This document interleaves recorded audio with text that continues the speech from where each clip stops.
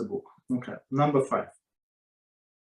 One must, so Sif number 5. One must take care in whatever he is studying. One must take care in whatever he is studying to verbally express the text he is studying and must make the audible to his ears. So when you learn, you have to, as we said many times, here's the halacha. Right? It's not coming from me, it's coming from Kitzur. So whenever you learn something, you have to say it out loud. And even though there is nobody to hear it, you must hear. That's it. Right? And Rabbi Reuven Shlita, he comments, so in this case, all of the senses are getting rewards, right? Your eyes, right? Your mouth. So now you speak out loud, your mouth gets a reward, and your ears also get a reward. So it's not only one organ, but all others, right? For it is written in Yeshua 1:8, this book of the Torah shall not depart from your mouth, rather you should contemplate it, etc. He who expresses the Torah, they departed from your mouth, meaning what? You say it out loud. Yeah? He who expresses the Torah, he's studying verbally. Expresses the Torah, he's studying verbally. Even if he does not comprehend it, has fulfilled the commandment expressed by the Torah Dvarim 5:1. This English spell. Ulemadetem. And you shall teach them. So it's very interesting statement. It gives us this statement gives us very big discount, right? So one more time. He who expresses the Torah, he is studying verbally. Even if he does not comprehend it, has fulfilled the commandment to expressed by the Torah Dvarim, and you shall teach them. So basically, there are some things harder parts that it's hard to understand. So if you have somebody to ask, you must ask. Don't leave it. But if you don't have somebody to ask, so you try to understand. So my personal approach, I read 5 times. So if carefully, if I don't understand from 5th time, I just leave it. Continue. Right? I would ask the question, or I would try to look up somewhere else. I mean, sometimes it's not enough information, not enough commentary. Okay, because some of these commentators who compile the commentary, they are big scholars, and for them it's clear, but for other people it's not so clear. I mean, how is it derived from one from another? I give you this example. So we're learning today about Kohanim, right? That they're forbidden to be contaminated. And the question was asked in our class, if Kohen had so meaning contaminated with a dead body, so he's not allowed to be under the same roof where the dead body is. He's not allowed to go to the cemetery because he's going to step on a grave, very possible. And he's not allowed to touch a limb of the dead person. Doesn't matter how small it is, and stuff like that. So so the question was, this Mr. Cohen had an incident, right? Accident, not incident, accident, right? And his finger was chopped off. So the question was, are we allowed? Is Cohen allowed to get this finger sewn back onto him, right? So what one opinion was, I don't remember whose opinion, maybe it was a Shach, I don't remember, maybe. So he said not. This finger is a foreign matter to him, right? It's part of the dead. It's a dead. Limb. Maybe it was not maybe it was his some time ago, but now after it was chopped off, it's no longer his. So from this the limb, he's going to get contaminated, right? So it's not allowed. But other sages say it's actually pikuach nefesh because it's a danger to one limb and stuff like that. So even it's danger for one limb, even there is no danger to the whole body. So they would allow even on Shabbos and stuff like that. So very nice.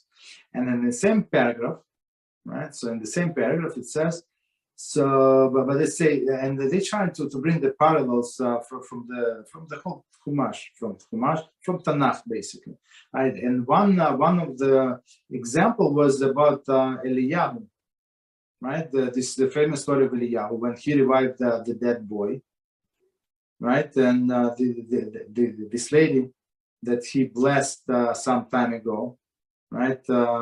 In whose house he was staying for a long time, right? Eliyahu. So he blessed this lady so she would have a child, and she had a child, and now I don't remember, maybe 5, 6, 7 years old was the child. I don't remember exactly, but this child now died, and she came and asked Eliyahu to revive the child, basically, and he came and lay on this boy, right? So Tosafos asked a question: if the boy was dead, right? How was he allowed? Who was allowed to lay on top of the dead person? It's Eliyahu is a coin, right? Eliyahu is reincarnation, the Gilgal of Pinchas. So how is he allowed to lay get contaminated? And Tosafos says it's because it was pikuach nefesh. So in my study group, we said, I personally do not understand. How is it pikuach nefesh? The guy is dead, the boy. The boy is dead. How is it pikuach nefesh? Pikuach nefesh is a danger to life. Danger to life when somebody is alive and we must save it. But when and coin, even it's very possible that the person is going to die or somebody is dead in a room, but they need the attention of the coin. He's a doctor. He can help. So he's allowed to go into the room, right, and get contaminated. But in this case, Eliyahu, the holy of the holiest, who was taken alive to Gan Eden, how this the holiest person, right, was Zachur L'Tov, right? We remember him only for good. And how was he allowed to lay on this dead boy and get contaminated? So Tosafos say he's a great wisdom because it was pikuach nefesh. So we could not understand what do you mean pikuach nefesh? He's dead. So we spent some time, almost give up, and then we found the commentary. So commentaries say, commentary for simple people like me, right? So the commentaries say it obvious for them. It was obvious. The pikuach nefesh was not for him. The pikuach nefesh, not for boy. Pikuach nefesh was for his mother, because mother was in such a distress she would die if they would not try to revive his boy. She would die right on the spot. So it was pikuach nefesh for her, and that's what the Eliyahu had to do. Amazing stories. So many times it's just not enough commentary, and sometimes these commentators, the great for them it's simple and understandable, but for us, simple people, this line, pikuach nefesh of his mother, was not so clear. Okay, that's the story. Okay, continue.